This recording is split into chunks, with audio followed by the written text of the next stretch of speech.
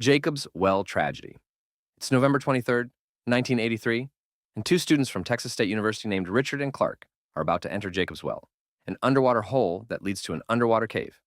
This hole seems relatively shallow, around 25 feet, and many people try to touch the bottom and then come up. However, this is just a deceiving appearance because it actually leads to another underwater cave with three chambers. The first two are relatively open and easy to get through, but the third one has a really small squeeze to get into it. If you manage to squeeze through, you'll enter a room that is 10 feet tall, and you'll see a really small hole at the farthest edge, too small to pass through.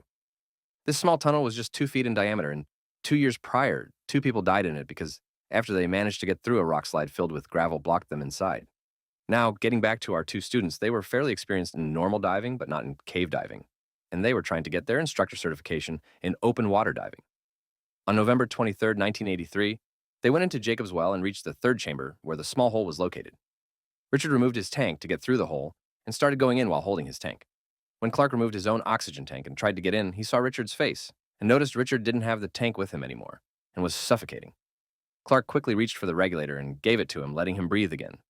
They started passing the regulator back and forth as they made their way out, and somehow they managed to get through the tight squeeze of the third chamber. They then began making their way toward the exit until a terrifying sound caught their attention, a clank from their oxygen tank. Not only did this mean they'd hit a wall with the tank, so they were going the wrong direction, but it also meant the tank was almost empty. They realized they'd run into the false chimney in the first chamber, a tunnel that looks like it leads to the surface, but is actually a dead end. Clark managed to swim back to the surface and gasped for air after covering an incredible 75 feet in a single breath. Unfortunately, the same can't be said for Rishad, who remained behind and drowned.